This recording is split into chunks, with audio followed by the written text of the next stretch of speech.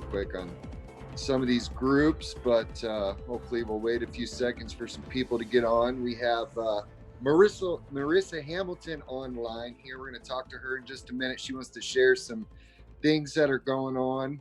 Let me see here. Give me just a second. No, that's not what I'm trying to do. Okay, maybe we'll share that here in a little while, but we thank you for joining us again for another episode of We Hold These Truths. I wasn't sure how often we were going to be able to do these shows, but after the week that I've had and the news that we've discovered, um, and the cases that have been going on, I just felt it was important to do this Sunday update. Want to tell you a little bit about what's going on with Cindy. Want to talk with Michael about the Melissa Deagle case, because despite all the people saying that we shouldn't be paying attention to that, I still want to hear the story until we get all the facts. But I know there's some controversy with that, so we want to be able to share some of her side, or what Michael's learned, and then Cindy may be calling in. But first, we want to talk to Marissa Hamilton, because this show is not just about the family rights issue, even though that's something that I feel is very critical in our nation right now. Which even the State Department, coming out with their trafficking report of 2019, said some interesting things about state-sponsored child trafficking and children being sex trafficked out of foster care. But there's this disturbing trend which has been going on lately, and I just don't get some people's thinking about how it is okay to sexualize children. And it seems that all over this country there is this vicious attempt to confuse children, to sexualize children, to get children thinking about sexual things at an age where most of us aren't even thinking about those things. And there's some creepy things going on in the state of Arizona, and we wanted to have Marissa come on and just talk about her work there. Looks like we got some sirens in the background. It's live, forgive me, but just a little bit well, I'll have Marissa share about herself. Let's go ahead and bring her on right now, and see if we got some good sound. We had some terrible sound issues, and I prayed about it, and Ted was working hard, and we were able to get up live. So we're glad you joined us. The call in line will be open. We are going to have Marissa on, then Michael, and then we'll take your calls unless Cindy comes on. But Marissa, are you with us? I am, but every time I unmute, it says I'm muted again. So can you hear me? Yeah, I can hear you fine. So whatever you're doing, don't touch anything, because we have been having crazy sound issues. We were supposed to be on a half an hour ago, and it's okay. I really appreciate everything Ted does. So for people who don't know who Marissa Hamilton is, I met you in DC. We've done some other activism together in just trying to raise awareness to the state-sponsored child trafficking. But who are you, and kind of what's been your experience in politics, in raising awareness to this child trafficking? Sure. So, back in goodness gracious, I guess it was 2016 now. I worked with Save Braylon's Family in Alabama, which is a Terrible kid. family, yeah, terrible case where a 14-year-old girl was raped by someone from her church, by a kid from her church. And she decided that she wanted to keep her baby. She became pregnant, wanted to keep her baby. Her grandparents agreed to take care of her and her child, and they made arrangements with the state of Alabama to be able to look after both, to look after her, her twin brother, and her baby that was on the way. And the state agreed to all of that. And then right after the baby was born, they came in, made up some bogus accusations, and kidnapped the baby. Later on, they kidnapped the mom and her twin brother also, and it was a mess. Most of the family have been reunited now, but they've had tons of problems still. Yeah, and if anybody Ongoing. wants to research that case, if you Google, 14-year-old rape victim, Alabama, the Braylon's case should come up. We've covered it a few times, but yeah, I remember that is where you start getting engaged. And Yep. sorry to interrupt you. So, um, how's things been progressing since? And what are you doing in the political realm? What are you focused on right now? Sure. So after that, shortly after that, I ran for U.S. Senate as a write-in. I advocated for this issue, found out it was huge in Arizona, and that kind of threw me into the whole topic of parental rights. I ran for governor in 2017, and for the last year, I've worked for my city council office.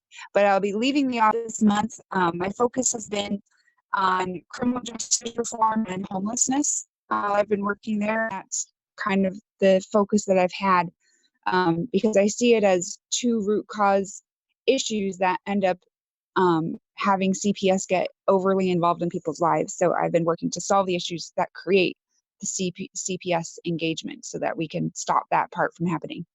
So with that, I started with working with a group called Purple for Parents in Arizona. They're expanding into other states, but basically it's a group of parents that promote parental rights. And what happened is as they were promoting parental rights and responsible and accountable public schools, the teacher unions started aggressing against the parents and started calling CPS on those parents. Oh, well, that That's how, ties into one of our parents. But yeah, so you're saying yeah, there that's were how I got involved. schools, okay, schools retaliating against parents for vocalizing their displeasure with the school, and the school weaponized CPS basically. Correct. That's terrible. So, yep. So I got involved with that group early on, and we were able to fight a lot of the things the school unions were doing. So that group started about a year ago. And so fast forward to that, that's what I'm here to talk about today. What ended up recently happening is we traditionally have had conservatives in our superintendent of public instruction position. But this last election cycle, a very far left activist named Kathy Hoffman won. And she has pushed for a very radical agenda when it comes to sex education. And the first thing that she did, I was kind of neutral on, and I didn't think it was a huge deal. And that was called hashtag no promo homo. And what that was is simply changing a minor rule that required that if the schools teach about AIDS, they have to say that homosexuality causes AIDS, which isn't technically scientifically accurate. So that I let go. It wasn't a big deal. Um, but now what she's doing is, and this is according to our former superintendent, Diane Douglas, she's written a big op-ed on it and has been on the radio about it. There's a rule that they're now trying to change, which changes the definition of the content of sex education for kids in our public schools. And the details of it sound like it's not that big of a deal. Basically, they're Xing out a section that says that sex education shall not include the teaching of abnormal, deviant, or unusual sexual acts and practices, and they're replacing it with be medically and scientifically accurate. Well, Diane Douglas, our former superintendent of public instruction, says that that phrase is cited and comes from the work of someone named Alfred C. Kinsey and another group called Sexuality Information and Education Council of the United States. And they apparently worked with Hugh Hefner and Planned Parenthood to promote extreme sex education starting for 5-year-olds, starting in kindergarten. Wow. And it promotes teaching kids about masturbation at very young ages.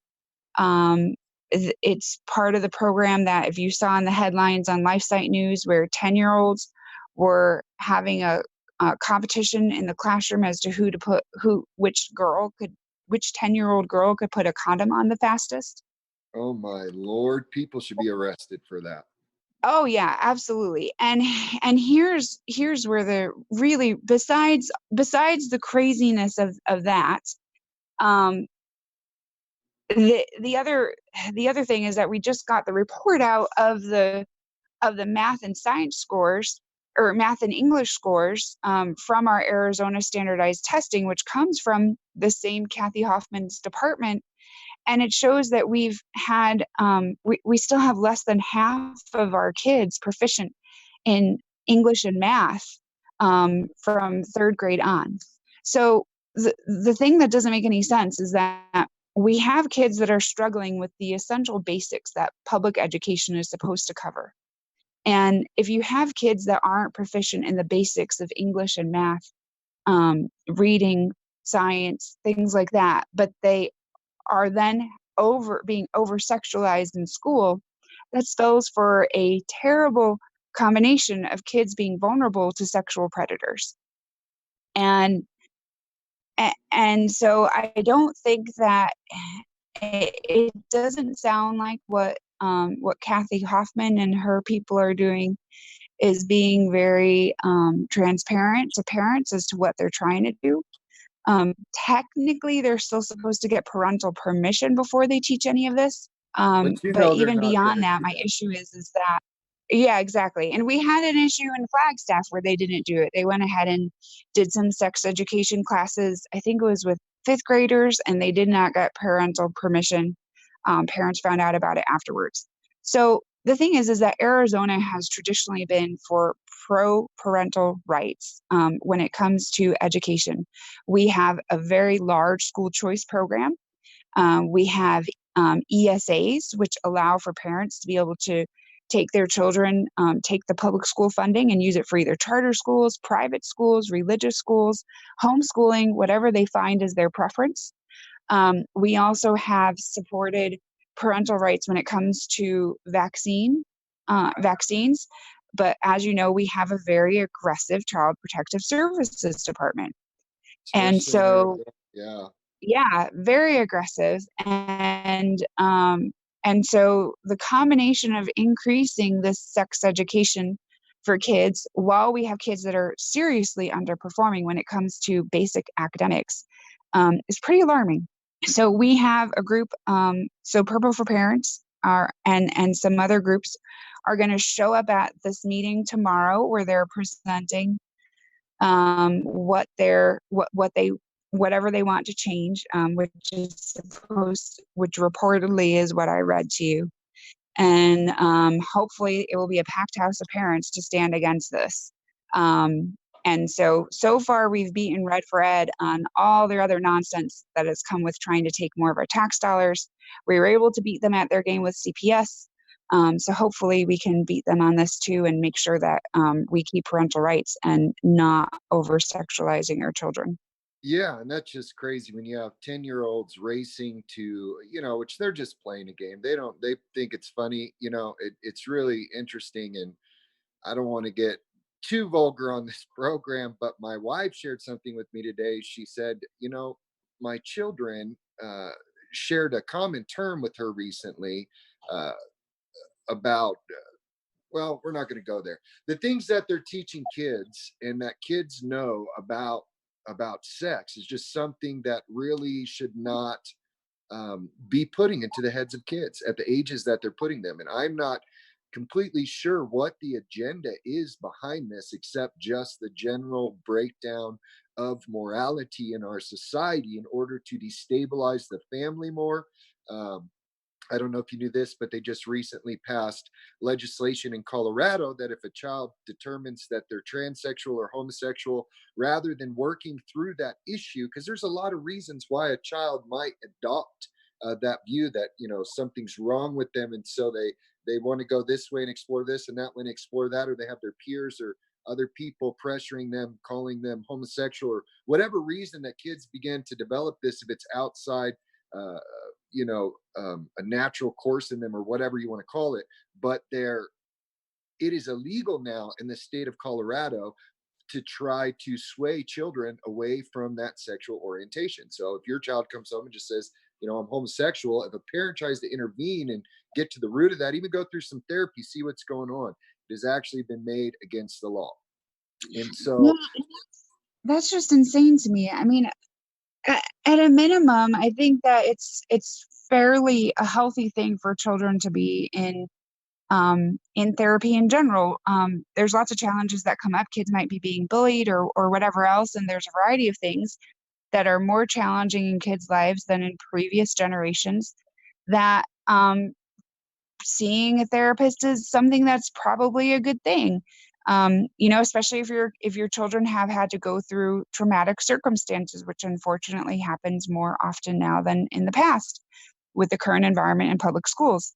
To prohibit parents from being able to take your kids to therapy, that's insane, especially considering Child Protective Sure. Services mandates their therapy.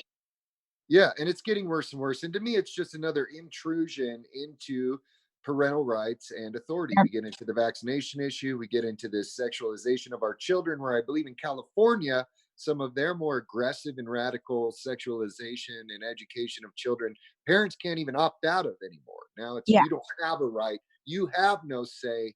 The state knows what's best for your kids. We do have another guest on that I want to get to shortly, but I want to just ask what. So you said tomorrow something's going on, or if people in Yeah. Arizona or So around the country want to tomorrow, get involved, what? How can yeah. they get in touch, or what do they do? So what I recommend is people go to the group, and even if you're not in Arizona, if you're for parental rights, I highly recommend you go look at this group. It's hashtag Purple for Parents, all one word. Asked to join that group, and then we're a group of 6,000 parents that are for parental rights, especially in our public school system.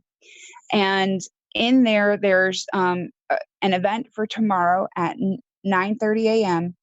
Um, that's downtown at our where the superintendent of public instruction meeting is, and it has all the details in there. And just to close that, where you said you didn't know what this like what their total agenda is, the same group that I told you is pushing for this change in sex ed, they have an article that's called Sex Ed for Social Change. And what they say is that having sex education be expanded in schools is good to be able to change the culture of students to create Yep. from what their parents have raised them to be. And so they use it as a driver for social change. And that's social engineering. That's a violation of parental rights. Kids should have the culture that their parents provide for them. Absolutely agree with that. And if you have time when you get off, if you could maybe post that article in the comments section, we'd really appreciate that. Or Ted, if you can find it. What was the name of that article again? The name of the group is hashtag Purple for Parents, and the article, it's I'll just post it. It's hard to say. It's siecus.org. Or Ted, I'll send it to you. And you can Okay, post it. yeah. Or the article you just mentioned though about the social engineering, if you could post that as well, we want people to be able to view this and understand that your family is under attack, people, and it doesn't matter if it's through doctors, if it's through the pro-vax community, if it's through the abortion community, if it's through whatever. All of these groups that want to seize the heart and mind of your children, they want to do it without your consent. They want to do it without your ability to protest. And they're really, really getting radical when we have 10-year-olds racing to see who can put a condom on the fastest. We have a serious problem in the country. So, Marissa, thank you for coming on. Hope to have you a guest again in the future and talk about what you're doing.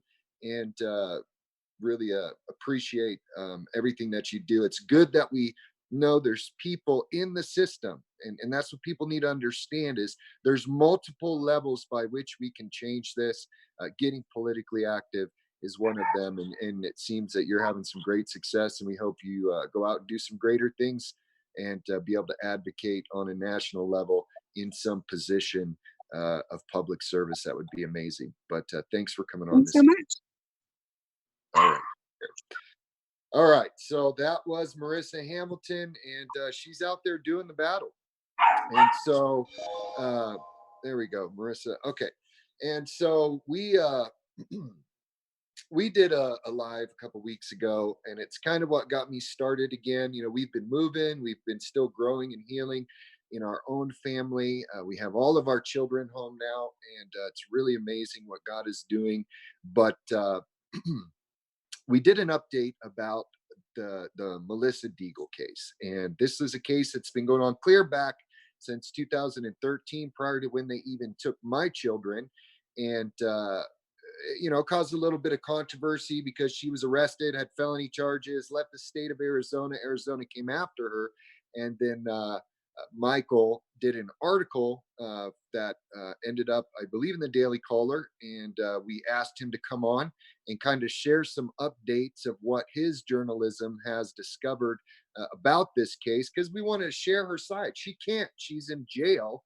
And if anybody knows about being slandered in public and attacked and lied about, it's definitely our family, as we had complete untruths written about us, even by the Associated Press. And so we want to keep people's eyes on this story. Michael, can you hear me? Are you on here? Yeah, you hear me okay?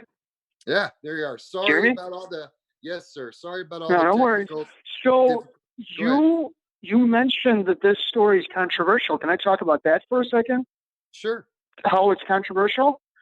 It's controversial because of what's called an AstroTurf campaign.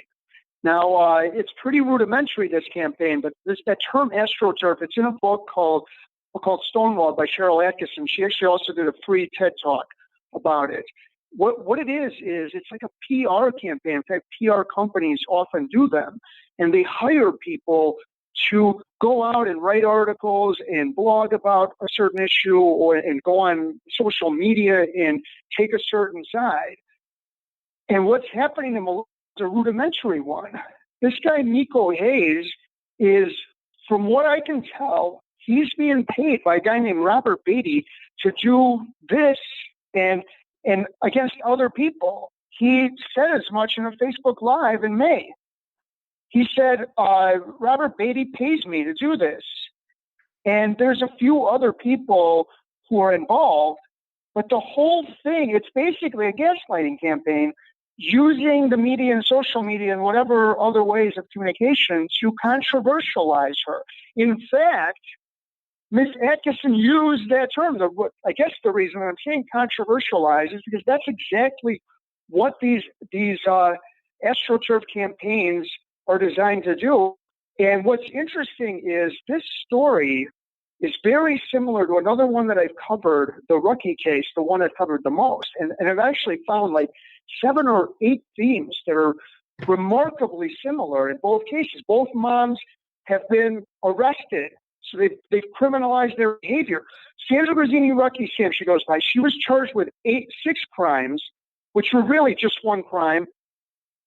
Melissa's being charged with 8, and that's what's called charge stacking.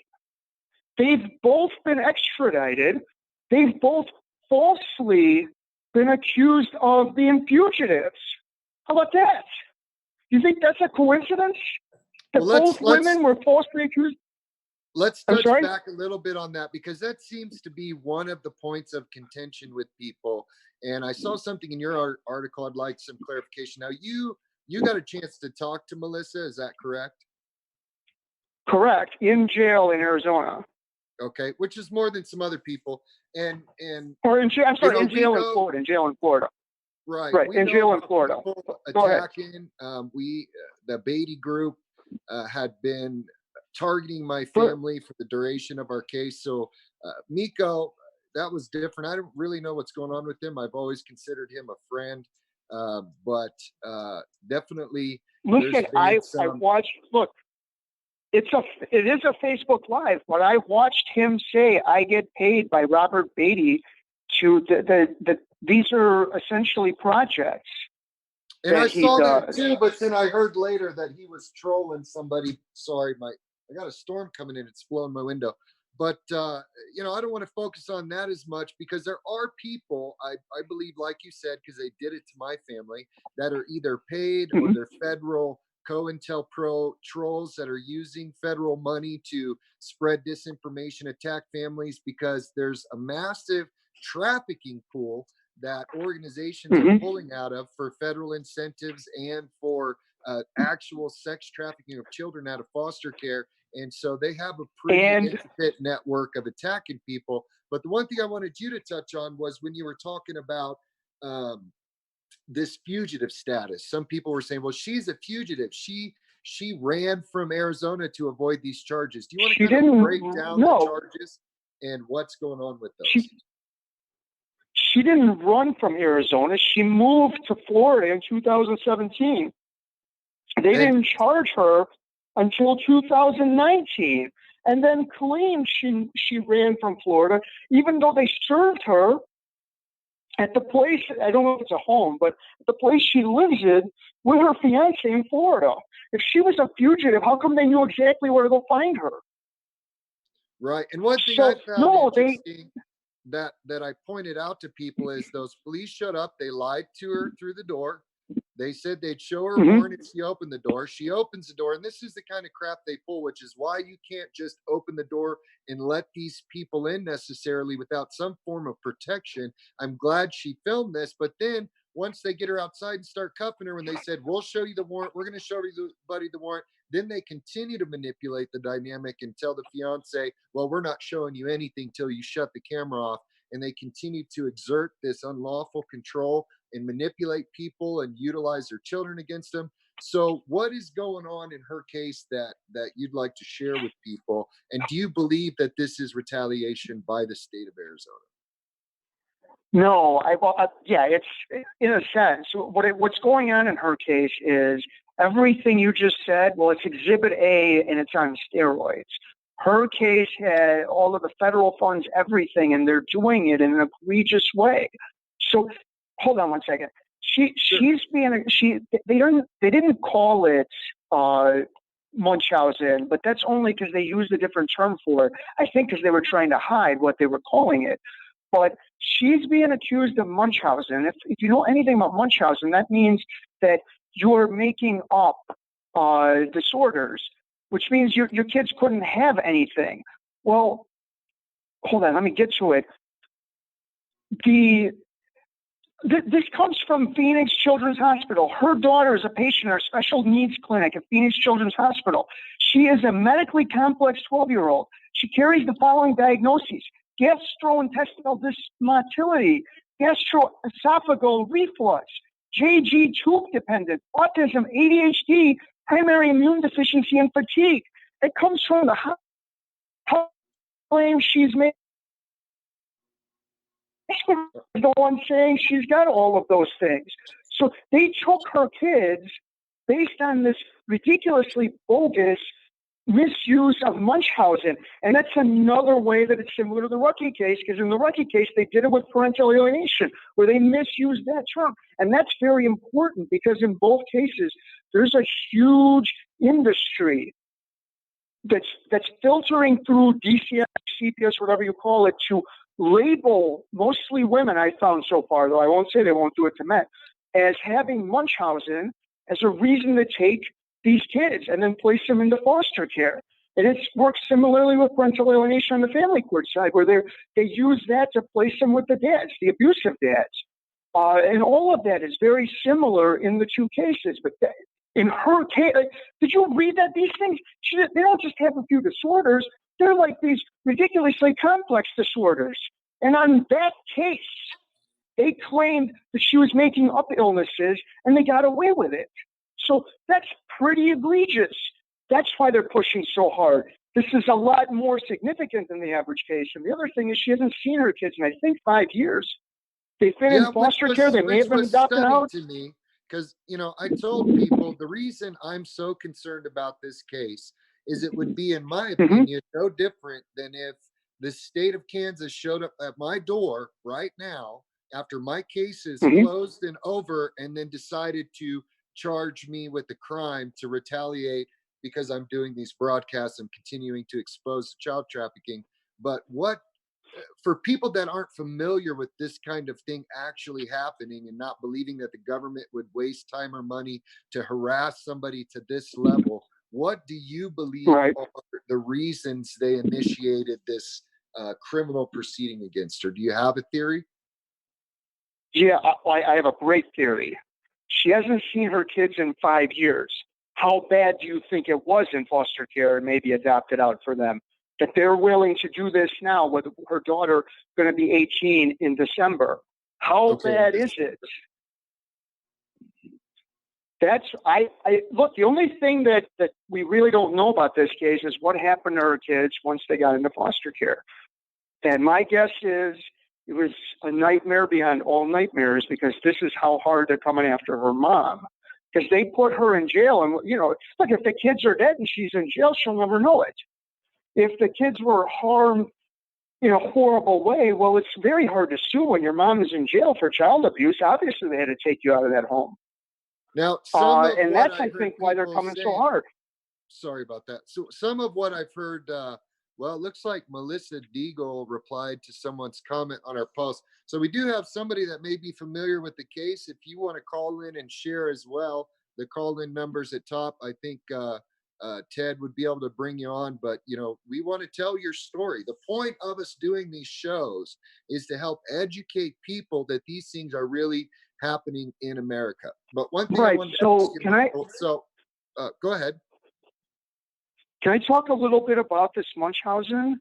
Sure. It's Please tell it, people what it is and what you've seen it been abused by the state. okay. So what it technically is when you, as the caregiver or the parent, make up illnesses in your child because you're starved for attention and you want to see your child at the hospital and be taken care of by doctors. That's the technical Munchausen. However, what we've learned is Munchausen is a tactic used by CPS. Specifically, Sean McMillan, who's an excellent lawyer out of California, has won obscene amounts of money for multiple clients who were falsely accused of it. But Megan Fox, who writes for PJ Media, she just wrote, I think, I don't know, yeah, you had Cindy on. So, Cindy, that's happening now. Munchausen. Then the Pelletier case, they didn't call it Munchausen, but it's basically the same thing. These are not coincidences. It's a tactic. When all else fails, we're going to accuse the parent of having Munchausen, and that's the reason we got to take the kids. And I'm telling you, I've done a lot of work on parental alienation, and it's exactly the way they do it for these abusive men. When all else fails, we'll just accuse the mom of being a parent alienator, and that's the way we'll take the kids out. And it's a tactic. And the most important thing is there's an industry behind it. There are shrinks and therapist types, and who knows what are their job titles, but social workers that are like, they're assigned to the cases where they need Munchausen. It's the same, they're filtering them through. And Melissa's case would unravel the whole thing, I believe, because it's so egregious that they have to put her in jail. And that's what they did to Sandra Grazzini-Rucchi, that they had to have her convicted of a crime, because if she wasn't convicted of a crime, then the logical next step is that you gave a violent person custody of the kids. And the same thing here. They have to have her convicted of a crime because the girl's obviously completely disintegrated in foster care. And if she's not convicted of a crime, then you place them into some, hellhole completely unnecessarily. Right. And that's one of the theories that, and I've been trying to pull up these comments. Seems every time we get on this show, I don't know if we're getting hacked, but we're definitely getting shadow banned and have interference. I'm not even seeing people's comments pop up. I'm on here on my computer trying to answer people while you're talking, but it's crazy the amount of money and energy that's being spent to silence these facts from coming out. Mm-hmm. One of the theories that I had, as soon as I seen it, is that her child is about to turn 18. They didn't silence her. I think they were gang stalking her when she was in Arizona, caused her to have a little bit of a breakdown. She gets away from that, and she's not shutting up. She's not silencing. And Arizona is so crooked, they don't want her joining with her daughter to continue to expose DCF. And the best way they can do that is to charge her criminally, run the case out as long as they can, try to wear her out, and put some kind of restraining order on her so she can't even speak to her daughter when she turns 18. It's going to be really interesting to see how this case plays out. And I'm going to talk a little bit about Cindy's case. Ted, do we have any other callers? And I want to let you share some more, Michael, but I do want to get to an update about Cindy as well. And you're free to stay on and interject if you want, unless we get some other callers. We want to give them a chance. But what are some important facts that you'd like people to know about this case and your research in general concerning this child trafficking? Right. Well, number one, as I said, she was falsely accused of being a fugitive. She was extradited. They got $100,000 bond on her. She's been in jail since May. we're almost at the end of June now. And right now, this is kind of interesting. The last thing that they try to do, they sealed, not the whole case. I don't believe it was the whole case, but there was some sort of a police report they wanted sealed. But the more interesting thing is, before a judge had even heard the case, they did a motion to switch judges. So it looks like they're judge shopping, and like they have an idea of the judge they want, because they immediately have this motion to switch judges, which in like the crooked world means the next judge will be the one that they want. So that's basically what's happening with the case. And she's probably going to have a public defender. So the state presumably is counting on that. Public defenders are so horrible that even completely ridiculous cases can be won. But yeah, and that's part of the. Look, in some ways it's surreal because whenever I explain to everyone, the very first question is, well, how do you force doctors to do operations? We should mention, so the child abuse charges, they're claiming that they were unnecessary operations. Now, I read, again, there's a girl with gastrointestinal dysmotility, gastroesophageal reflux, GJ tube-dependent autism, all of these things. But I guess they're claiming that she did a bunch of operations and other medical procedures unnecessarily. But more than that, how is the mother, like what is she putting guns to people's heads? What did they exactly say? The right. doctors, if they thought they were unnecessary. Doctors to, it's ultimately doctors that are making these medical decisions. She's not doing surgery herself on her daughters. She's not sticking surgical feeding tubes, or wasn't, in her own daughter. So I agree. They're trying to say that either they're completely incompetent and somehow this non-doctor woman completely fooled them all, but they aren't laying out any kind of evidence. I did notice that the case was sealed, and they did the same to us. And really, we still currently have a federal lawsuit against 29 defendants that we refiled for the second time back in October. Okay. We are only in the phase where all these individuals filed 12B motions to dismiss based on jurisdiction, based on a bunch of other things. And still, we're just sitting parked. These courts they're using the court system to gain time, to try to pressure parents so they break down, so they quit, so they back out. And, we were supposed to have Cindy on tonight, and she texted me a while back and really is having a hard time. People do not understand the devastating feeling of a parent that does not abuse their children, that has the best interest of their children in mind, that care for their children, having these professionals come in, falsely accuse you of some kind of neglect or abuse. And then while you're trusting the system, thinking, if I just give them my evidence, if I just take these classes, if I just show them that they're incorrect, they're going to do what's right, not realizing they have this system locked down.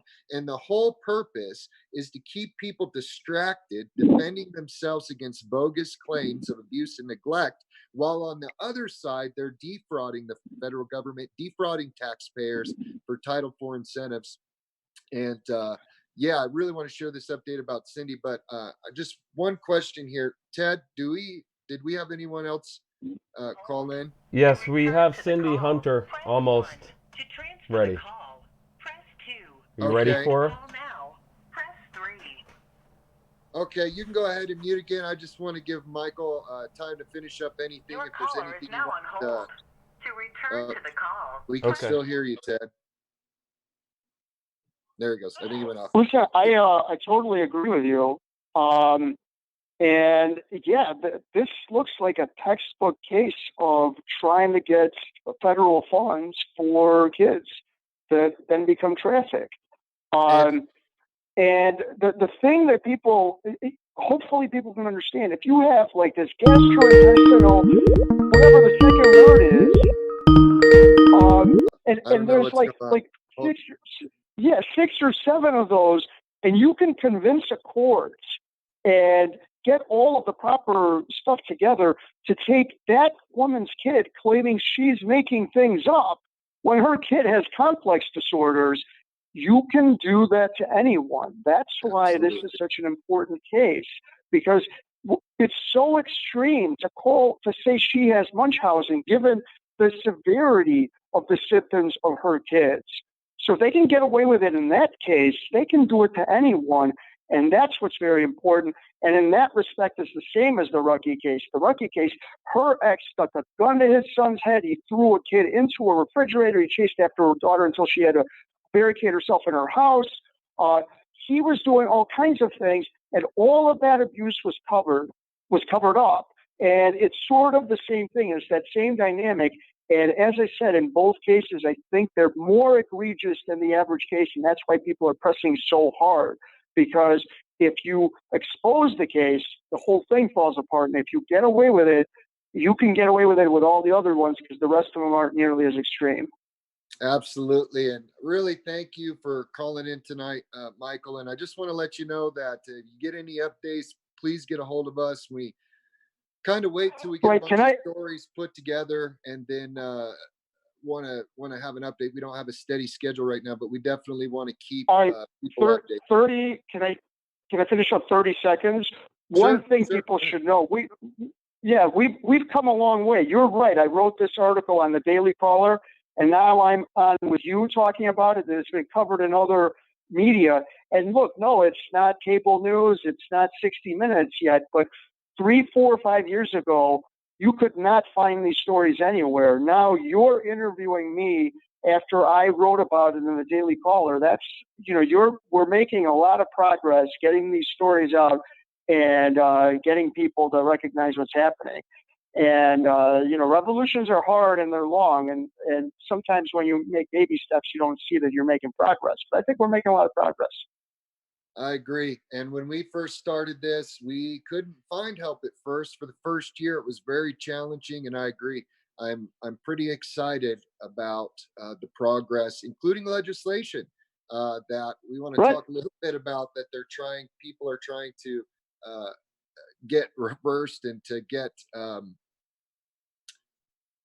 their states not to implement like the Safe Families Act. They want to keep those federal incentives going to this child trafficking networks, but the conversations are happening and people are seeing more and more and more that we're not just telling conspiracy theories that it doesn't matter who you are. If they target you, they're going to utilize every professional, legal, psychological, financial warfare they can against you as a family member. And we just hope people wake up before it's too late. And you're coming on this show talking to us about how they stole your kid, about how they falsely accused you or a nephew or a neighbor or a friend. Because if we are silent when this is happening to our neighbors, it's going to come to our door. But thank you, Michael, for coming on tonight. And please keep us updated.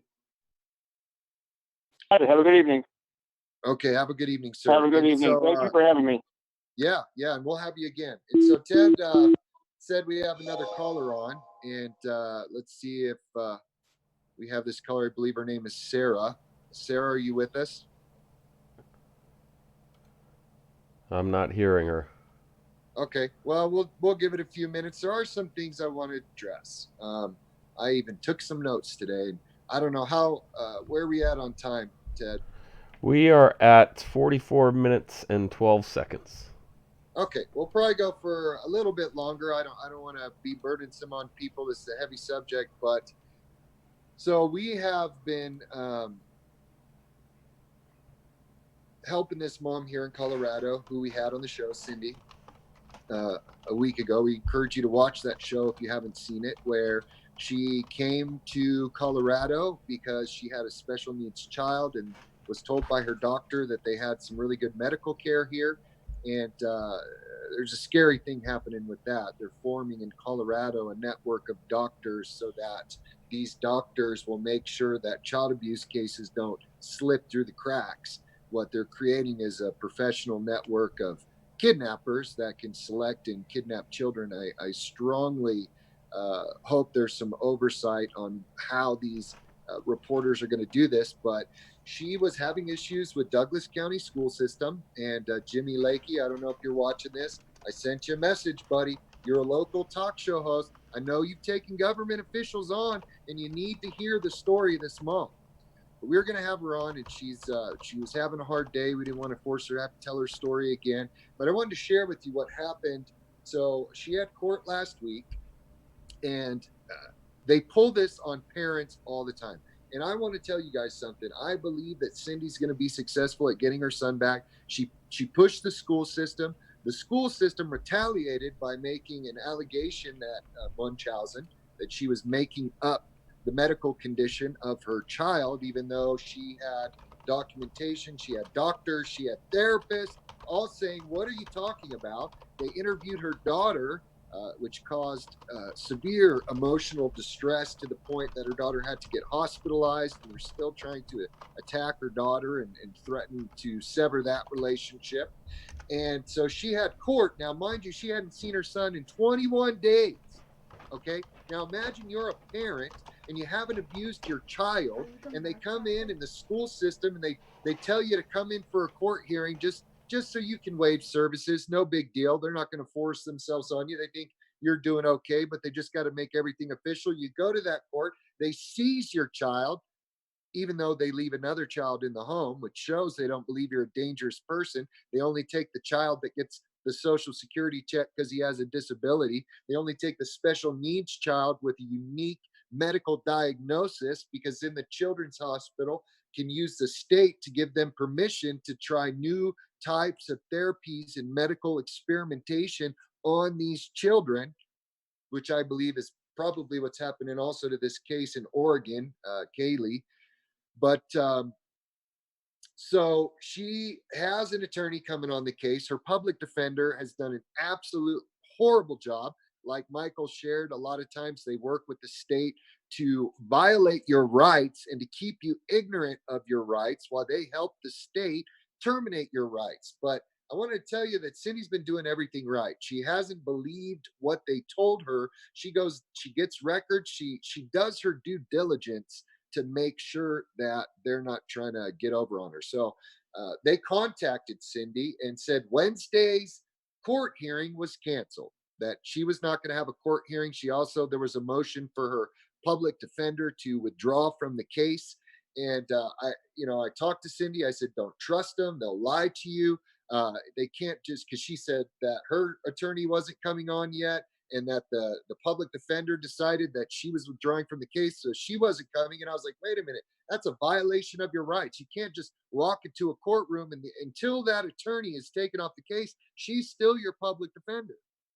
So a motion was put in and to change the date of the hearing so that her new attorney could come on and represent her. So she gets a call from DCF, or I believe it's an email, and we have this evidence that that the court hearing had been changed. So she goes down to the court herself, and it's verified. Oh yeah, the hearing's been changed. We're doing it on such and such date. And she just doesn't buy it. And so she shows up at the courtroom at the time that she was formally supposed to have the hearing. And guess what? They're having a hearing. Now, listen to me, parents. If they can't find something against you, they will make it happen. They will make it up.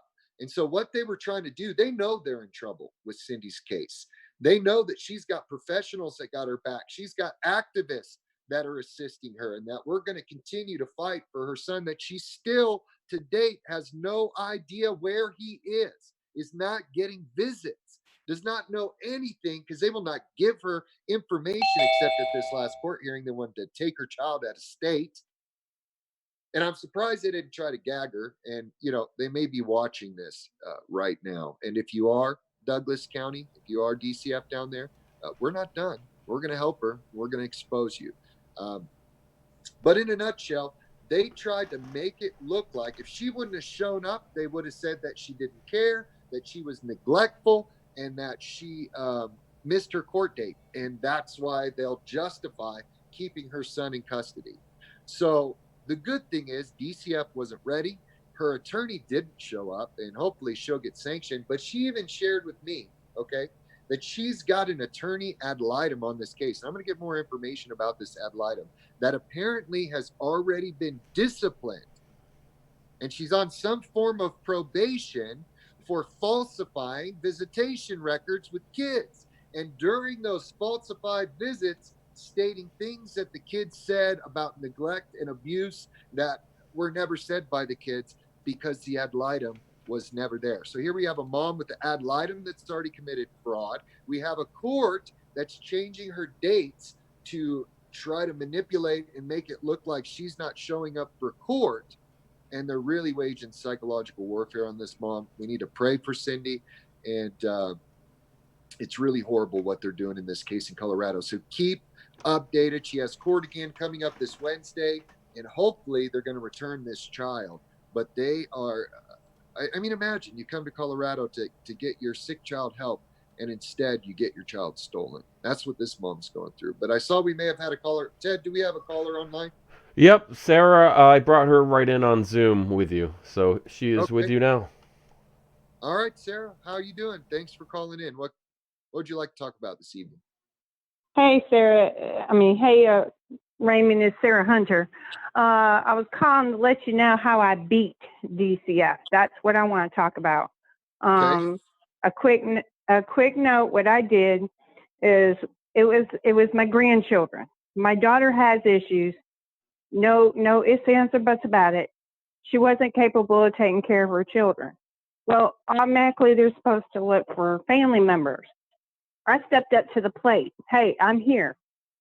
I have a job. Never been in trouble. Don't do drugs. Don't even have a traffic ticket. Have a house. Have a car. Have everything that I need. Well, you're not set up for children. Okay. Within a week, I was set up for children. No, you can't have them. What's the reason?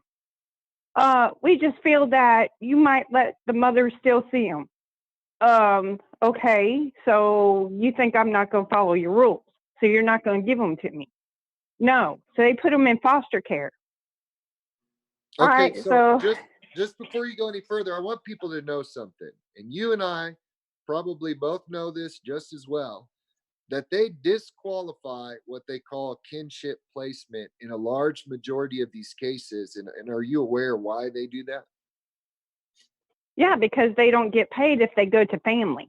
Exactly. If the child goes to a kinship placement, DCF does not get those federal Title IV incentives under the Adoption and Safe Family Act that they would get. And that's what the Family First Act is trying to reverse, that they work on keeping kids with the family. So often a grandma or an aunt or an uncle or a family member will try to get custody of these kids. There's no reason to disqualify them, and they just disqualify them. And then later, adopt the kids out to strangers because they have to adopt them out to strangers just to get that extra federal incentive. So here's a grandma. She wants to take her kid. She knows her daughter has some issues, and they deny her over a bogus reason. We don't think you're going to follow our rules. So go ahead with what happened next. So what I did is I went on because I knew they were going to say I'm psychiatrically sick next. I've seen it, time and time again, looking at other cases. So what I did before they even asked is I went to a psychiatric place to have my own psychiatric evaluation, but I done it in a different county where that county uses DCF.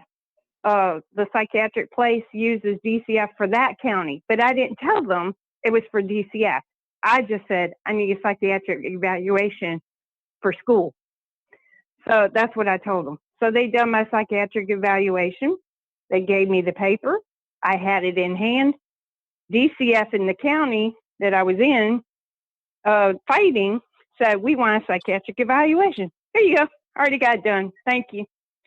They were like, we can't take this because it ain't on one of ours. I said, yes, ma'am, it is, but it's from another county.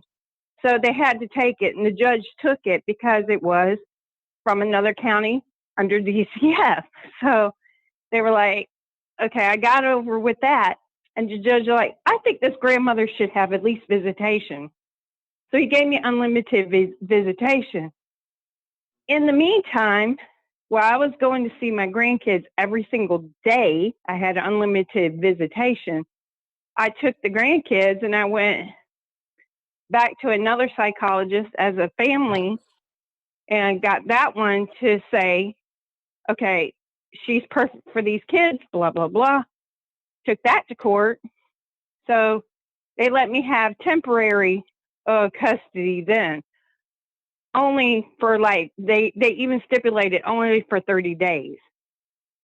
Okay, during that 30 days, since I had custody, I went to Superior Court over DCF without telling DCF, took my daughter. My daughter says, I want her to have them. Superior Court gave me full guardianship, period. I took it back to DCF. I said, you got to shut your case. You don't have a case on me. So they shut the case. They had to, but they not without coming to my house and harassing me about it. I didn't do it right. I said, I'd done it legally. What can I say? I'd done it legally. Yeah, and we've So, seen that. So we helped another family that was involved in a DCF case. The mom found out she was pregnant. It was an unjust case. They had all 10 of her children. They were medicating all of her children. We helped her come to a safe place and have the child out of state. And that was the thing we helped them set up, was to get some sort of legal documentation to that kinship placement before DCF could get involved, because then they right. have to disqualify the placement. But see, that doesn't always work. And one thing I want to point out to people that I think is valuable about your story is they're going to ask you to do things. And I see people giving people advice on here: don't ever open your door, run from these people, don't comply. And I don't agree with that, because we, like Jesus said, we have to be wise as serpents, but not serpents. We have to be harmless as doves. We have to be able to navigate around these people without giving them further reason to violate our rights, because they don't want the gig up. They don't want to lose their hustle over one or two families. But one thing they'll do is they'll put these requirements, but then on top of those requirements, they'll select the professionals that you have to use. Now, by law, they can't do this. You have a right to a second opinion. You have a right to use your own physicians, but they'll try to bully people like they did you, saying, we can't take this documentation. I've seen a parent do a parenting class 3 times and they denied all 3 of them. But what people don't understand is ultimately it's the court that makes the decision of whether or not they're going to take that. And I tell people, don't believe DCF.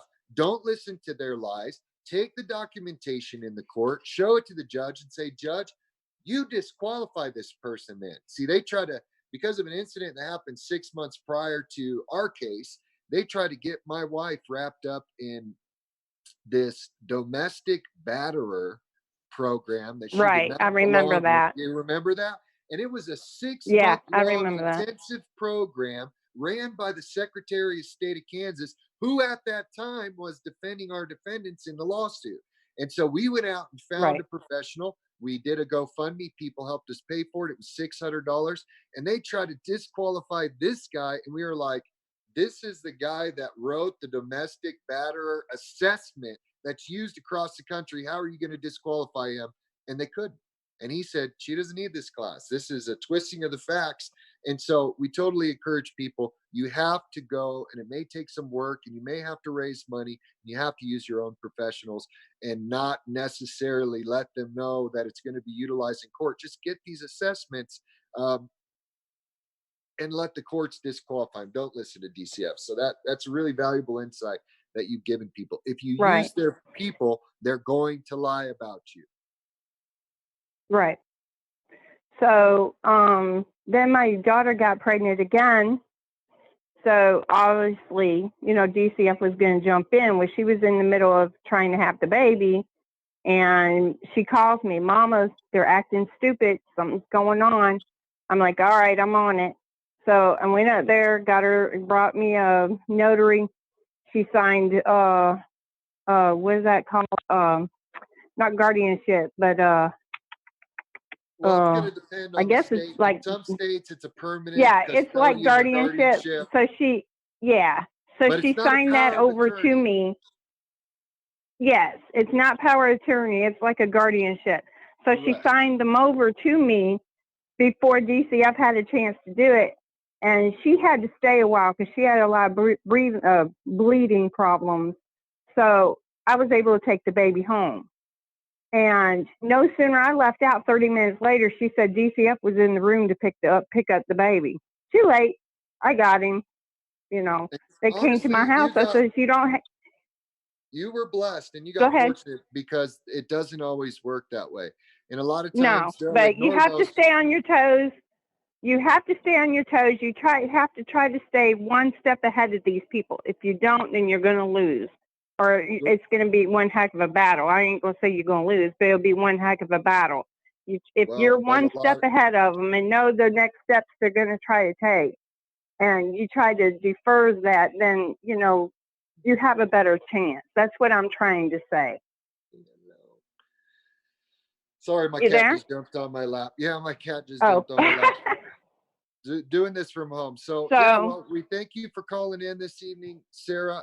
We're starting to run out of time, and I want to touch base on a few other things. Feel free to call in Okay. for future shows. But thank you All for right, sharing thank that you. information, because I think that is Okay. valuable information. So you have a good evening. So I don't mean to cut anybody off short, but we want to keep this within an hour on our shows, and there are a few other things that I'd like to address before we close up this evening, because I think they're important cases. All right. So right now, and I took some notes. One thing I want people to know about is recently the State Department. Let me go down here. Came out with a report. If I can get to it, but my computer's freezing up. That's basically, where's it at? Up. There we go. The Secretary of State. It is called Trafficking in Persons Report of 2019. And the reason I'm sharing with you guys, if you're out there and you're filing litigation and you're fighting for your kids, I think it's important to go and read this report. Now, it's 586 pages. I read it not in its completeness. I've been picking different areas because it goes into all of human trafficking, slavery, sex trafficking. But one acknowledgement that's in this report that I think is stunning. And before I read it, I was criticizing this report, saying that they weren't mentioning this very troubling fact about our foster care system in America. But when they were breaking down the different countries, this is what that report said. It said, in the United States, traffickers prey upon children in the foster care system. Recent reports have consistently indicated that a large number of victims, upward of 60 to 80%, I'm thinking it's around 80, a large number of victims of child sex trafficking were at one time in the foster care system. Now, this is a stunning acknowledgement from the State Department. And then as you go down in this report, there's federal legislation that has opened up trafficked people to be able to sue people that traffic them. And I think somebody needs to use this against DCF. We're considering filing a lawsuit for our children. They all want to sue DCF.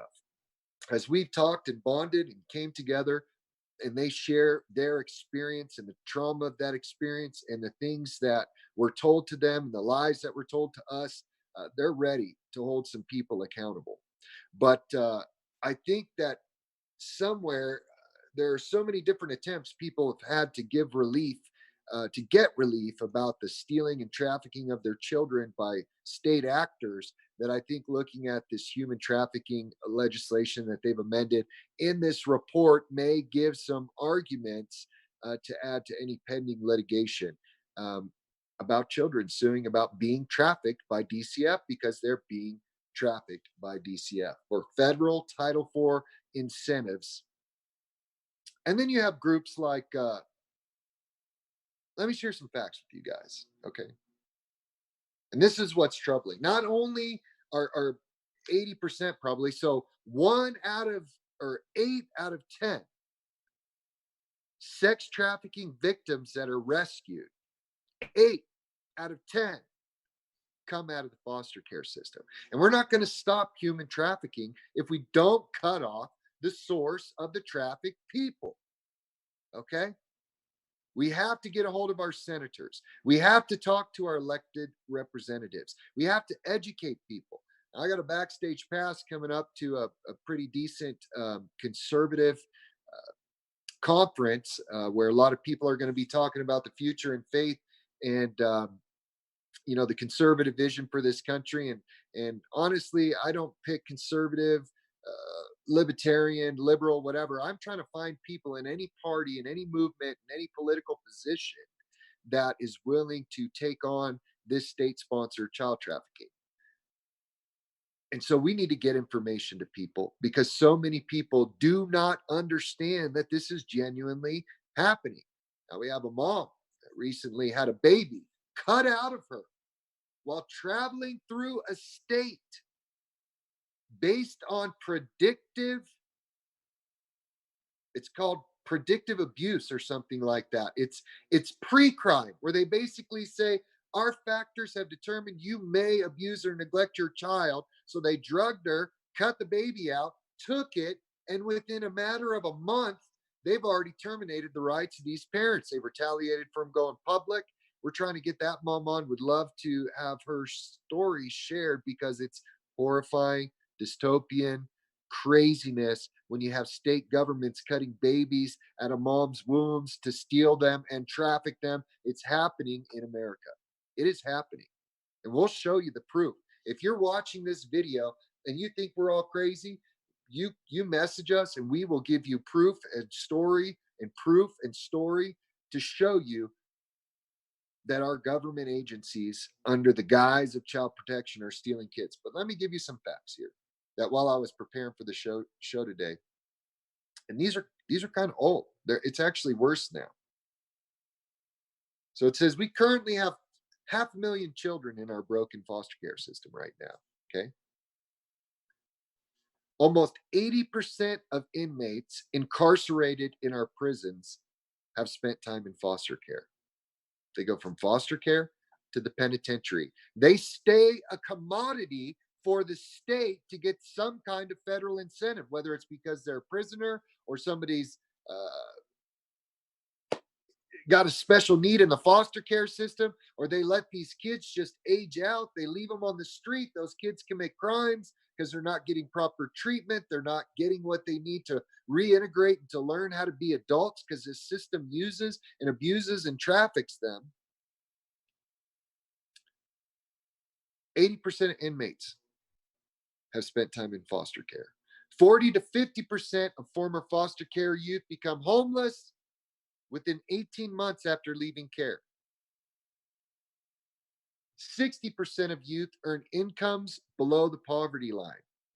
So this is the future. Homelessness, prison, poverty. That's what happens when the state is a parent. Only 1 to 3% graduate from college. 65% of children in foster care experience 7 or more school changes from elementary to high school. They can't build normal relationships. 4 of 5 young women become pregnant too soon that are in the foster care. 80% of these kids begin to create other children that go into the system. And what a lot of people don't recognize is they target these former foster kids to take their kids and they end up in the system as well. They are diagnosed with post-traumatic stress disorder at 6 times the general population and double the rate of veterans returning from war.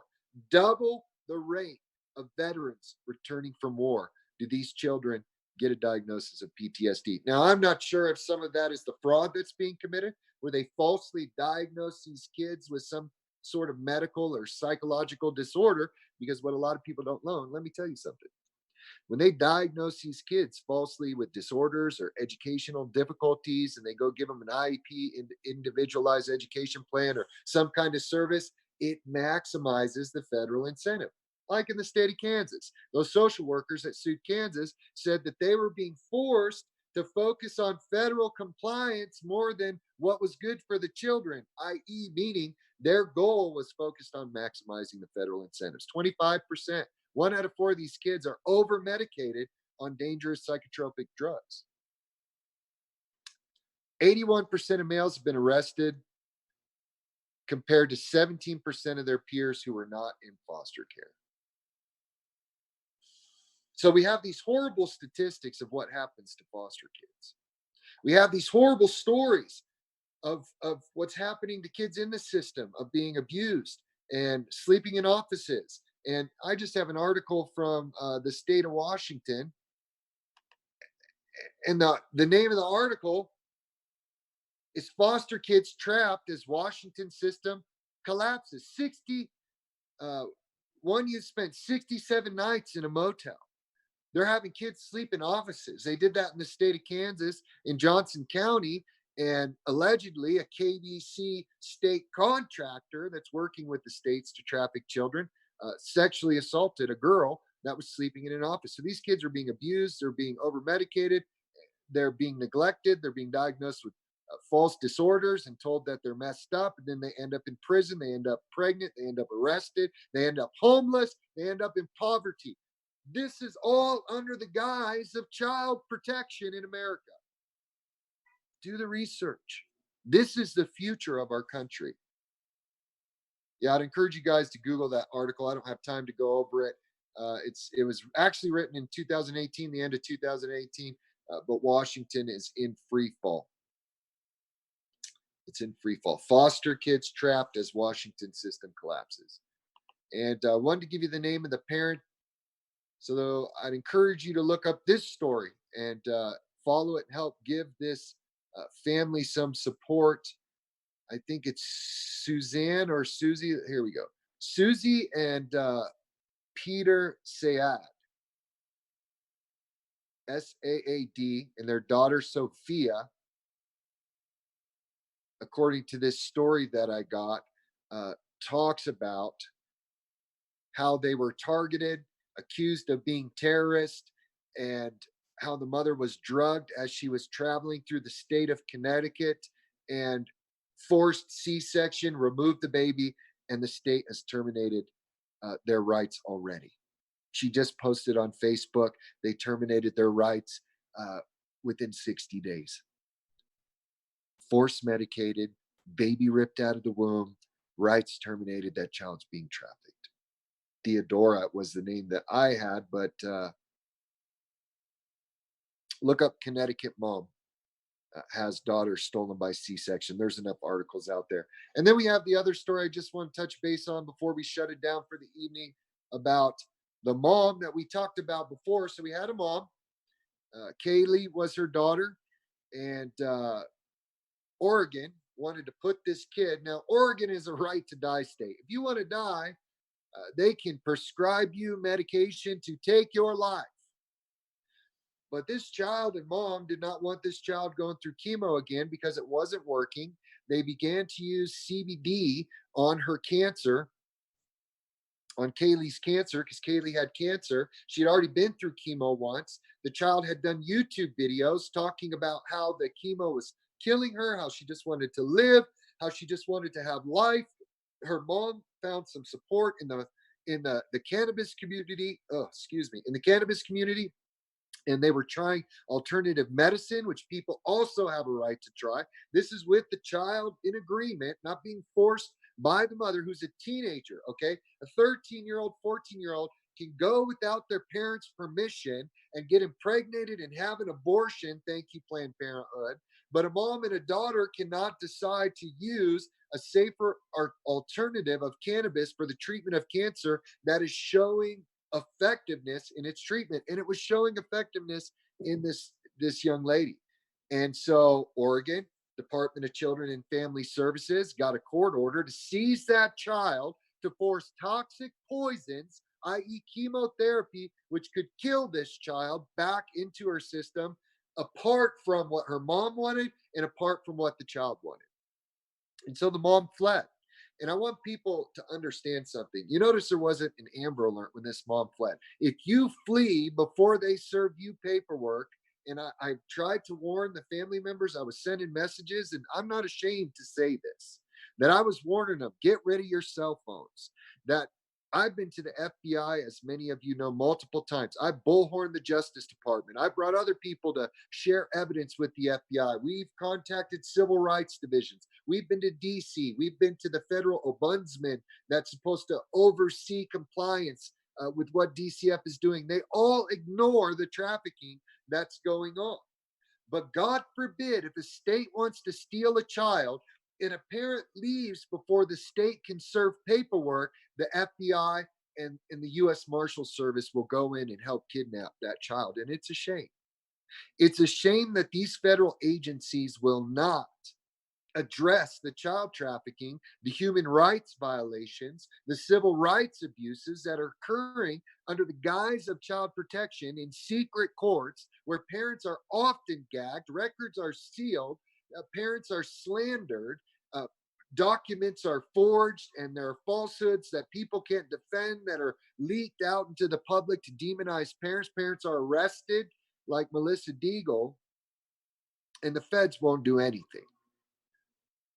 But needless to say, this mom thought she was safe. She went to Nevada. They were outside of the custody of Oregon prior to these papers being served. There's no reason why feds even had jurisdiction. And I encourage this mom to sue the agencies that came and got these children. These federal agencies need to be sued for coming in without jurisdiction and taking Kaylee, taking your daughter, ma'am, if you're watching this, and brought her back to Oregon, and we don't even know what's happening. So we encourage you to follow this family from Connecticut. We encourage you to follow Cindy's case, which is the PJ Media article about another bogus Munchausen by proxy diagnosis, where the mom even has doctors going in and saying that this is outrageous, and they still haven't even let this mom a month later know where her child is. And we encourage you to follow Kaylee's story. Fortunately, Kaylee has a lot of support in the cannabis community. She already has some local representatives getting involved, but we need that family to be helped more. These are 3 cases that occurred over the past few weeks. We really want people to get engaged with. We really want pressure put on these government officials. I really hope some people will take up some litigation against these agencies that are trafficking children. And so before we go, I just want to say, Ted, do we have any anybody waiting online? No, we do not. I started a watch party, and there's a question on it. Okay. I asked him to post there because the watch party comments don't go over. Okay, so his question is at 44 minutes. I'll just read it verbatim. At 44 minutes, and DCFS said you have a mental health issue. But when you want to go see a psychiatrist, they never diagnose you with the disorder. They cleared you, and Social Security said you had no mental impairment when they gave you an evaluation. Can CPS still say you have a mental health issue? Okay. That's a really good question. Thank you for asking that question. And if anybody else has any other questions that they want to get to Ted before we close up this show, feel free to message him or go ahead and put him up in this watch party that Ted has going on. And we just want to thank Ted for all the hard work he's doing to help us produce this show. Thank you, Ted. You're welcome, Raymond. His work. If you want some videos done, please get a hold of Ted. And at the end of the show, it'll have his logo of his video production. But to answer the question, DCF does whatever they want to do. And this is a sad thing, okay? These are people, many of them, that have a master's level education, that have an oath and an ethical standard under the National Association of Social Workers. Go read their ethical requirements for how they're supposed to be conducting their professional life as they case manage your case. But I've found they will continue to ignore documentation. They will lie to the courts. They will try to discredit anything that you bring in that's in your favor. And so, can they still say that you have a mental disorder? Absolutely. And that's what the court format is for. The one thing people have to understand is it doesn't matter what DCF says. It doesn't matter how they try to gaslight you. This is why we tell parents record everybody. And I know Connie disagrees with me, but if you have an attorney that you think is going south and is shady, record them. Record wherever you're not going to get yourself arrested unless you're ready to pay that cost. And and document what these people are doing. Keep records, keep your emails, okay? Bring that documentation, not the recordings, into the court, and then the court makes a determination of whose story they're going to take. They're going to take DCF saying you have a mental illness. The problem we have is it's your attorney's job to challenge DCF's false claim against you.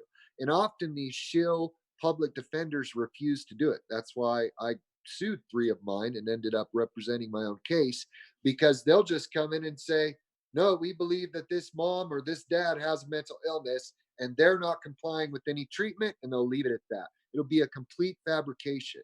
And it's your job. You're going to have to bring in that evidence and get it on the record. As you're keeping these records, as you're keeping logs and email copies of the conversations between you and your caseworkers, all that needs to be brought in the court, because the one thing these people don't want is they don't want it on the record. They don't want your evidence on the record, because the only truth that's going to matter to any other court or anyone in the public realm is what those court records say. Which is why they struggle so hard to get parents not to go into a hearing. They threaten them that if they go into a hearing, they're going to find them guilty and they're going to have all these consequences. That's why the attorneys sit there that are supposed to be representing you and they're silent, and they won't put the evidence out there. They won't challenge the state when the state says you have a mental illness. And I'll tell you one thing I did, and I'm not saying this is what you should do. I'm not an attorney. You need to seek wise counsel. But at the same time, as I told my attorneys when I had them, either you're going to challenge this information or I'm going to stand up and challenge it. And I'm going to argue on the record that you're not doing your job. And as the hearing was going forward, I'd get ready to stand up and I'd tell my attorney, I'm standing up. I'm standing up. And finally say, Your Honor, whoa. And I would sit there and feed it to them and say, this is what I'm asking you to say. Bring in my evidence from the Social Security Administration. I have no mental illness. Bring in this other doctor or this doctor report. You bring in your evidence and say, Your Honor, that's a false claim.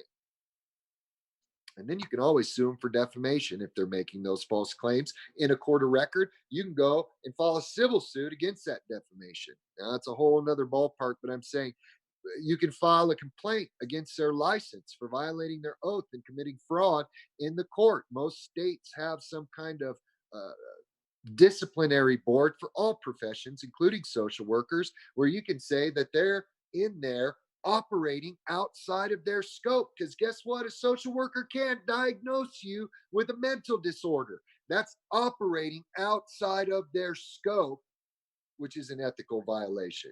Only a licensed doctor or mental health professional that is authorized by the scope of their professional licensing to make such a diagnosis against you can do so. Now, I'd say even the Social Security Administration would necessarily be evidence, because they're not doctors either, and that's what DCF will say. So to sum it all up, it doesn't matter what DCF says. It matters what you get in front of that court and convince that judge. And then they're going to make the determination. But as you get that stuff on the record, if the judge doesn't hear it, it opens up recourse for you to file appeals and for you to file litigation down the road and sue these people. Because we need more people suing these people. So I don't know. Are there any other questions, Ted? No, that's the only one I caught. I haven't looked on the... I mean, I can go over and look real quick on the source broadcast.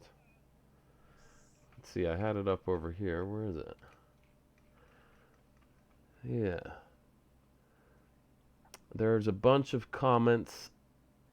I'm not seeing any question marks right off the bat. So you'll have to go through and look at some of them afterwards. Okay, so I want to give people a few resources. If you have questions that you want us to answer on the air, or if you want to come on as a guest and share your story, go ahead and email us or message us actually through Facebook. If you go to Free the Schwab Children, hit message us and send us a question. We'll try to address your question on our next live update. We're pretty responsive to any kind of messaging that you send. And so we definitely want to answer people's questions. We want to help you not only help others, but to fight this corrupt system that we have defined as state-sponsored child trafficking under the guise of child protection for federal incentives. And I'm telling you, I was going to address another story that I'm probably going to address later in the week or next weekend about we have Baptist Christian organizations that are trying to overturn the work that we've done on the Family First Act, Families First Act, saying that it's wolves in sheep's clothing, trying to destroy their ministries as they get that Adoption and Safe Family Act federal incentives to fund the housing of children. And I'm telling you, look, I know there are kids that are abused, okay? Matter of fact, I'm going to close with this. So Facebook's like gearing my Facebook to get me all this information from like foster parents. It's their algorithm. I think what they do is they see what I'm pushing and they're trying to push at me the opposite view. And I couldn't share this post. They made it unshareable, but it was basically this gigantic story about this child. And this child is in a home, and this child doesn't have food, and this child is hiding under a bed while his parents are fighting, and they're throwing things at each other, and the terror that this child experiences in this disabled home. And then DCF comes in and takes him away. And all of a sudden, this child walks into a new home and has clean sheets and a clean bed and people that are loving on them, and they have a life that they've never ever been able to have. And that's why we need more foster parents. That was the gist of the story. And if it was a true story, it was a very sad story because it is a reality that there are children being abused by their parents. It's also a reality that a large abuser is the state, is these foster parents, is this system. And so I responded to them saying, while that's a touching story, that's only half the story. The sad reality is that child will walk into that clean home, but when they walk out, 80% of them are going to be sex trafficked. 80% of them that have had contact with that foster care system are going to end up in prison. A large majority will be homeless. A large majority will be impoverished. So while it's a touching story about how a child had their life changed for a moment, because this system is so decrepit, so wicked, so jacked up, so infiltrated by greedy people and satanic minded people that want to destroy children and family, that for a lot of these kids, there isn't a happy ending. I think about the child of a family that we advocated for who ended up in a boys' group home where he was strangled by a belt while he was raped repeatedly. That was how that story ended when that child ended up in foster care. And now that that child is back with their family in their home, the family has to deal with all the consequences of the abuse that these children suffered. So while you're out there asking over and over for more foster parents because DCF is stealing too many kids, that they have nowhere to put them, that they're trafficking children, they have to lodge them in offices and motels and everywhere else where these children are victimized. I'm sorry, the solution is not more foster parents. What we need to do is hold these agencies accountable. They need oversight. They need visibility, not like what they've done in Kansas, Governor Laura, where they've defunded oversight committees. We need more oversight. We need citizens involved. We need litigation. We need open courts, open records where names of children can be redacted and maybe even parents, but the facts of what's going on in those cases can be viewed by the public. We need mandatory jury trials across this nation. We need the standard of evidence to be not clear and convincing or a preponderance of evidence, but we need people, if they're going to get their rights terminated to their children, have a right to a jury and beyond a reasonable doubt. I honestly don't believe that parents should even lose their children in a termination if they can't be charged criminally and deserve to lose those rights because they've abused their children in a criminal fashion, and that was proven in a court of law. We need to stop listening to these agencies, and that's the problem I have with the Melissa Deagle naysayers, is they want to go off a Supreme Court ruling saying what happened. But nobody's heard from these daughters. All the evidence seems to point towards the courts doing what it always does. It's manipulating the legal process to abuse this parent, violate her due process, violate her civil rights, and steal her children. And children's hospitals all over this country are doing it. So please continue to join us, continue to share these videos. And I just want to read this to you. We hold these truths. I really need to memorize this, but this is an important statement in our Declaration of Independence. And it's why we called the show this. And we're going to end with this, Ted. But I want to read it. We hold these truths to be self-evident, that all men, all people, are created equal, and that they are endowed by their Creator with certain unalienable rights. They cannot be alienated from us. They cannot be taken from us. That among these are life, liberty, and the pursuit of happiness. We have a right to pursue what will make us happy, and who can be happy with their children being stolen and taken from them. That to secure these rights, this should be the sole purpose of any government agency involved. Their focus should be to protect your rights, to defend the Constitution, but to secure these rights, this inalienable rights bestowed upon us by our creators in our creation, in our birth. Governments are instituted among men. We give these people rights, a public trust that they're abusing, and that needs to be taken back. And they derive their just powers from the consent of the governed. That whenever any form of government becomes destructive to these ends, and DCF is destructive to these ends, it is the right of the people to alter or abolish it and to institute new government, laying its foundation on such principles and organizing its powers in such form as to them shall seem most likely to affect their safety and happiness. We have given them over the power to destroy these families, and it's not going to be taken back unless we take it back. And so please continue to join us.